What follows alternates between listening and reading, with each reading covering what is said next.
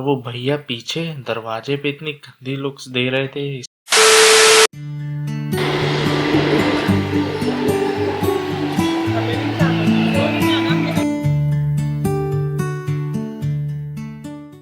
वृंदावन ये सिर्फ एक जगह नहीं, ये एक भाव है। उसी भाव को आज महसूस करने हम भी चले वृंदावन।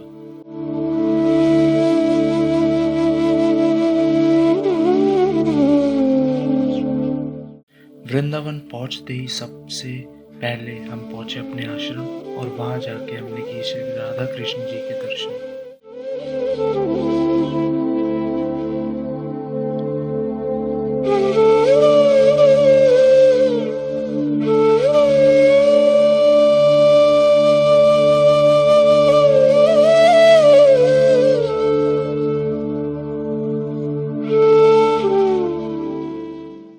वृंदावन में ठंड बहुत थी तो एक चाय तो बनती है।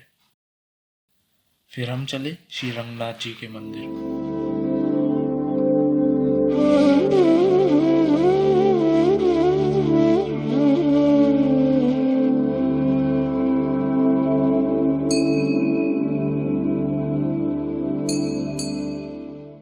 जैसे आपने साउथ के टेम्पल्स देखे होंगे, इस मंदिर का आर्किटेक्चर बिल्कुल वैसा था।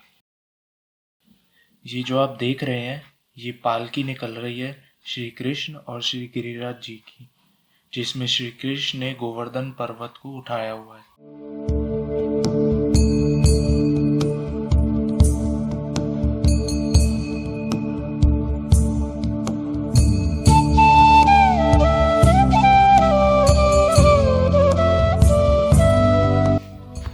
इस 60 फीट लंबे और सोने के स्तंभ को कहा जाता है गरुड़ स्तंभ।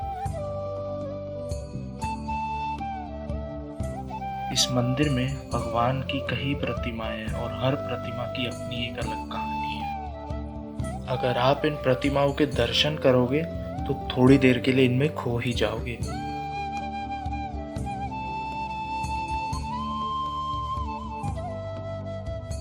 आज मंदिर में एक बड़ी विचित्र सी लीला हुई। कभी लाइट जा रही थी, अगले ही क्षण लाइट आ रही थी, फिर चली जाती थी।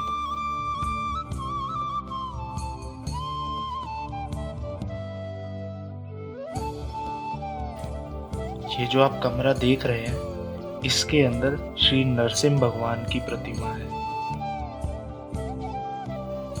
इस मंदिर में कुल 214 स्तंभ है और हर स्तंभ भगवान के रूप को दर्शाता है, जो उन्होंने धरती पे प्रकट होने और लीला करने के लिए लिए थे।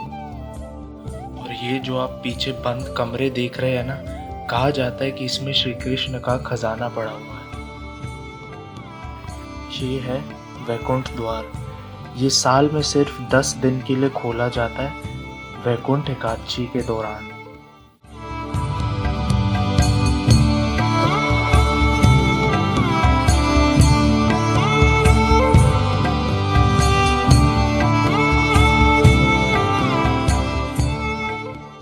किस्मत देखो, जिस दिन हम वृंदावन पहुंचे उसी दिन आखिरी दिन था वैकुंठ द्वार खोलने का।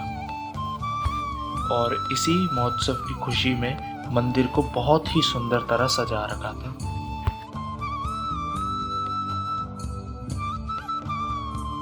जैसे मैंने आपको पहले बताया, श्री कृष्ण और गिरिराज जी की पालकी निकल रही थी, कीर्तन हो रहा था।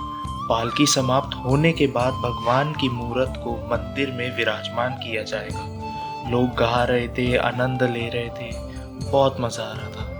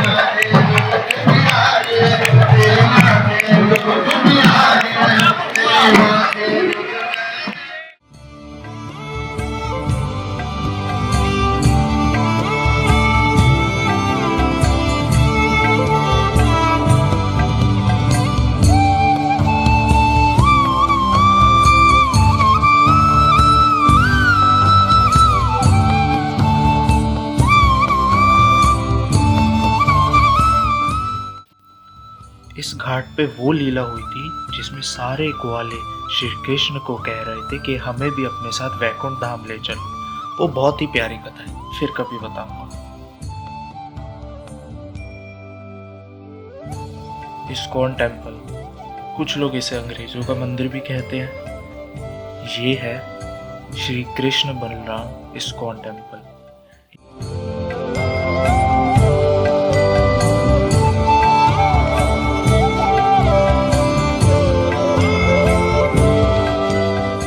ये मंदिर श्री कृष्ण और बलराम को समर्पित है। इस मंदिर में राधा कृष्ण और गौरंगा नित्यानंद भी विराजमान है।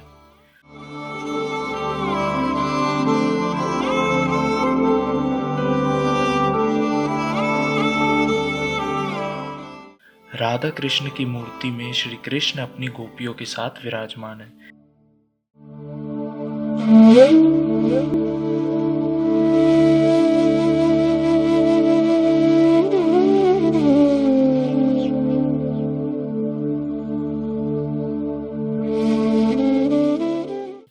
इस्कॉन की आरती जगत प्रसिद्ध है। यहाँ लोग नाच रहे थे, झूम रहे थे, पूरे आनंद में थे।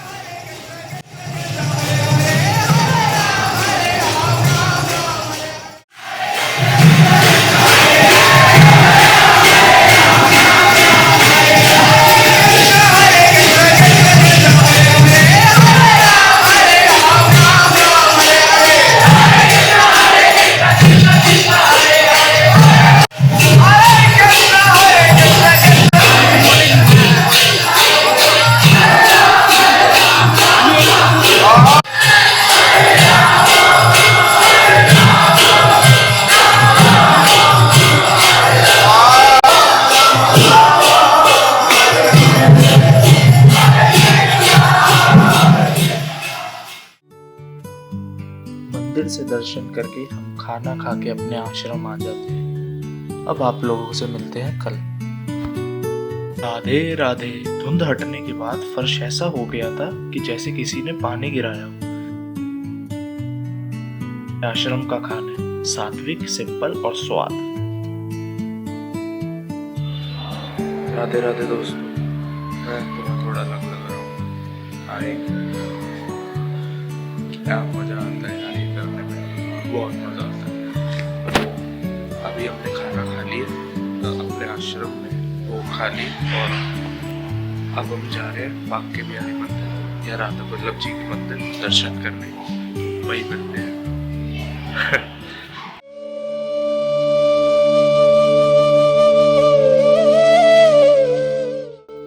ये है गौरी गोपाल आश्रम। यहाँ पर हमारे the OG the pookie Aniruddhacharya ji का आश्रम है।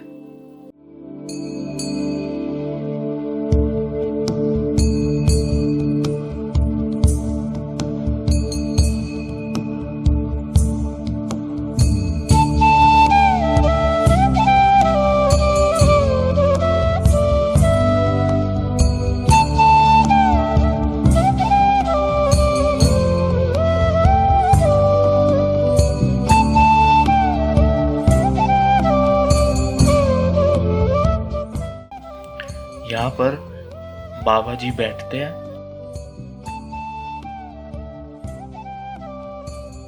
और यहाँ पर लोग बैठते हैं। ये वही जगह है जहाँ पर प्रश्नोत्तरी होती है, जो आप अपनी रील्स पे देखते हैं ना। यहाँ पर बाबा जी कथा सुनाते हैं नीचे, और ऊपर प्रश्नोत्तरी होती है।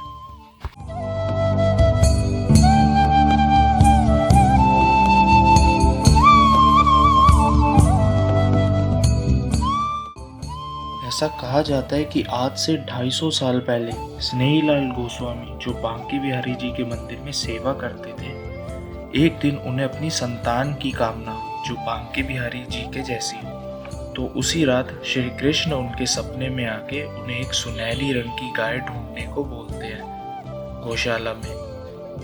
गाय मिलने के बाद उन्होंने उस गाय के नीचे खुदाई की और उन्हें वहां से एक मूर्ति मिली, जिसका स्वरूप बांके बिहारी जी की मूर्ति के समान था। और तभी स्नेहीलाल गोस्वामी जी ने इस मंदिर की स्थापना की, जिसे आज हम सब श्री राधा स्नेह बिहारी जी के नाम से जानते हैं।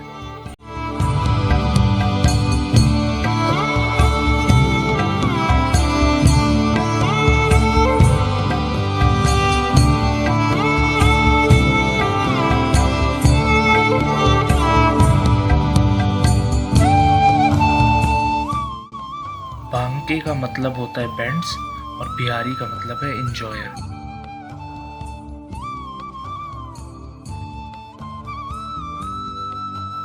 बिहारी जी की इस मूर्ति में 3 बैंड्स हैं, जिसके कारण इसका नाम पड़ा बांके बिहारी। बांके बिहारी जी की मूर्ति श्री राधा और कृष्ण का संयुक्त रूप है।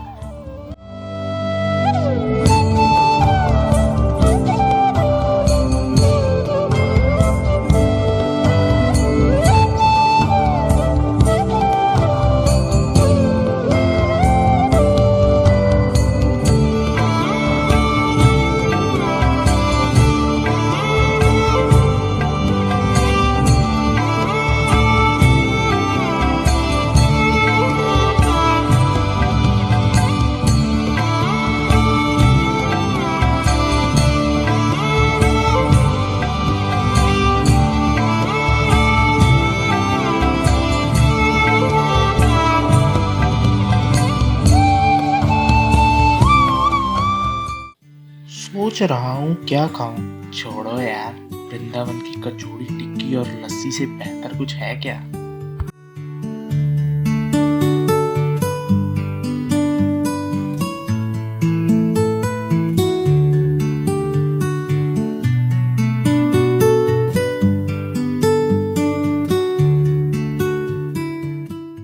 श्री राधा वल्लभ जी। ऐसा कहते हैं श्री राधा वल्लभ जी शिव जी में से प्रकट हुए थे। एक संत थे जो शिव जी के प्रेम भाव से सेवा किया करते थे। तो एक दिन शिव जी प्रकट हुए तो उन्होंने संत से पूछा कि तुम्हें क्या चाहिए। संत ने कहा जो आपको सबसे प्रिय हो वो दे दो। तो उन्होंने श्री राधा वल्लभ लाल जी को प्रकट किया।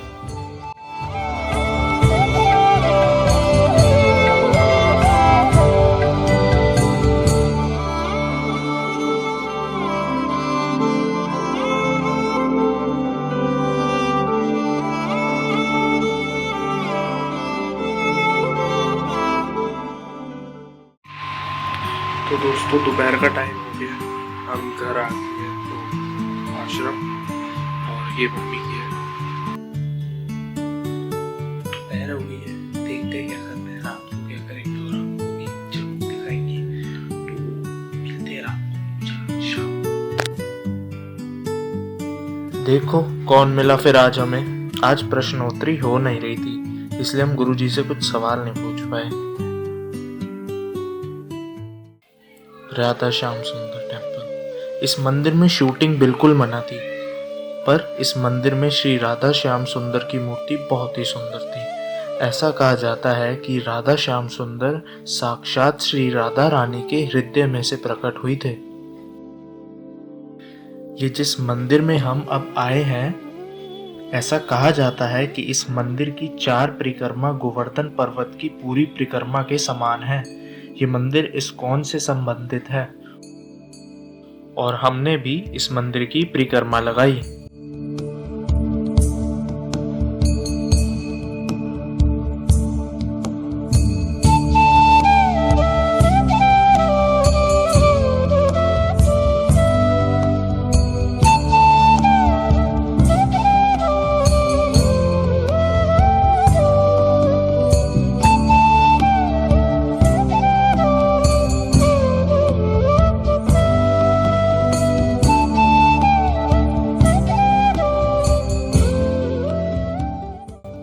ये है राधा दामोदर दास मंदिर।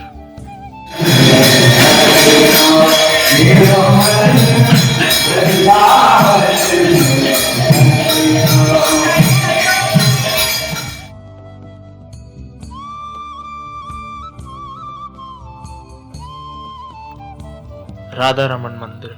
गोपाल भट्ट गोस्वामी एक दिन नदी किनारे तपस्या कर रहे थे, तो उन्हें उस नदी में 12 शालिग्राम मिले, जिसमें से एक दामोदर शिला भी थी। गोपाल भट्ट गोस्वामी सोचते थे कि मेरे ठाकुर जी भी सुंदर मूर्त हो, उनके भी हाथ पैर हो। ये सोचते हुए एक दिन वो सो गए। अगले दिन उठे तो उन्होंने देखा कि उनकी दामोदर शिला ने श्री कृष्ण की एक सुंदर मूर्त का रूप ले लिया है, और ऐसे ही श्री राधा रमन जी प्रकट हुए।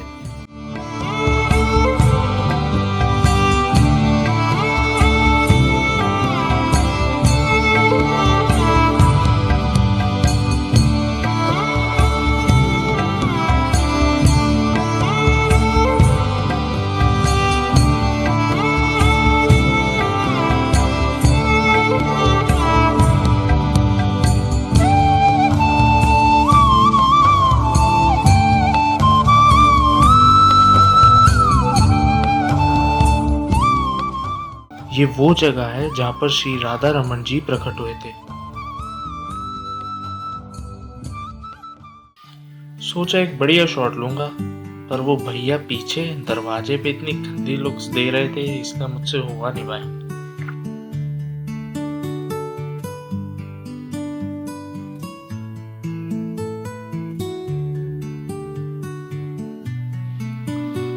यही था दोस्तों आज का व्लॉग, मतलब आज का दिन यही खत्म होता है। वृंदावन कल हम सुबह जाएंगे बरसाना, तो कल मिलते हैं आपसे